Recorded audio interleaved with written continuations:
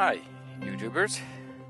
It's your friendly neighborhood K-Guru Michael Brewer reporting to you once again from one of my favorite park benches here overlooking the Alps in lovely Switzerland. And I want to talk about something a little bit different today.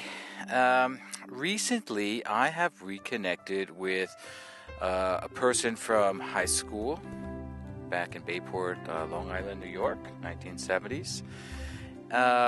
With a person who I didn't know back then, but who now lives in and around my hometown, and has sent me movies about my hometown, and we've talked about it, brought that back to mind.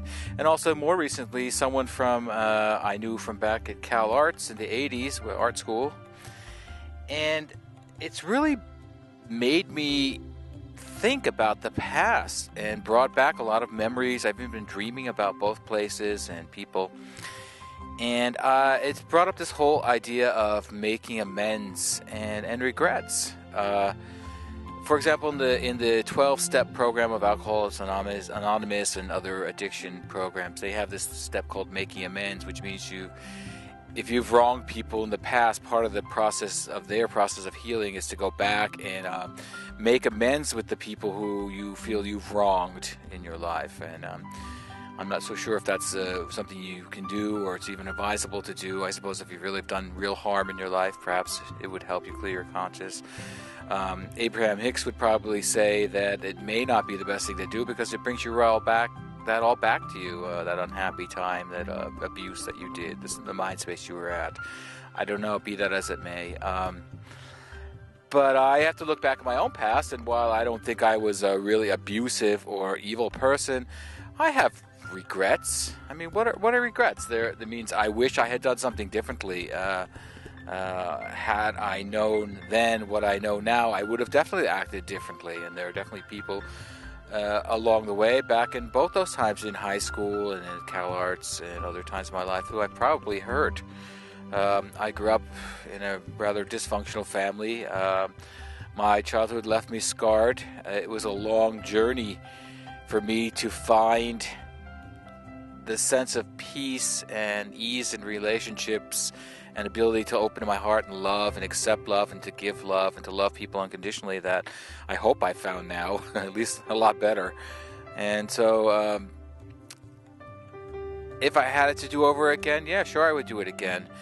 But what if you, to take an analogy from Abraham-Hicks, what if you decided, you went through your life never making your bed, guilty, someone who never makes his bed, and decided now to change all that and to start making your beds? Does that mean you have to go back and make all the thousands of unmade beds you left messy behind you?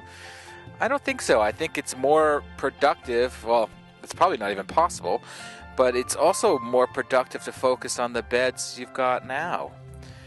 And so while I would like to take this point and go back and address anyone I've ever been less than loving or unconditionally loving to, or have hurt, or in any way, I offer my sincere apologies and I hope for your forgiveness. But I'm not going to spend a lot of time dwelling on it and living in regret, because that would be a waste of my now, wouldn't it? And I hope that I could take the lessons learned from those experiences and from those relationships and apply them to my now life and love the ones you're with. Love the people in my life now, unconditionally. And should any people from my past see this video and wish to come back and look for amends with me, I'm willing to give them. I'm willing to make them. I think fondly back on the people I've loved and known in my life. And it's come to my attention that a number of them are now transitioned and no longer on this planet, which is an odd thing to think about. Doug, Tracy, a few others, and to you on the other side, you know what I'm talking about, and with you I have no regrets, because you know the truth now, and you know the unconditional love that I really did feel, and although I was probably unable to express it at the time. So this is kind of a melancholy note in comparison to a lot of my other videos that are also happy, uplifting. But if you get to a certain age in this life, and as you grow up, you do leave behind a trail of people you've known and loved and lost. If you're a normal person, if you've gone to school and moved around in your life. I haven't lived in my hometown with my family around me in over 30 years. You do move on. And I just hope you all know that I'm happy where I am now, and I hope you're happy too where you are now. And I send everyone I've ever known in my whole life, from birth till now, my love.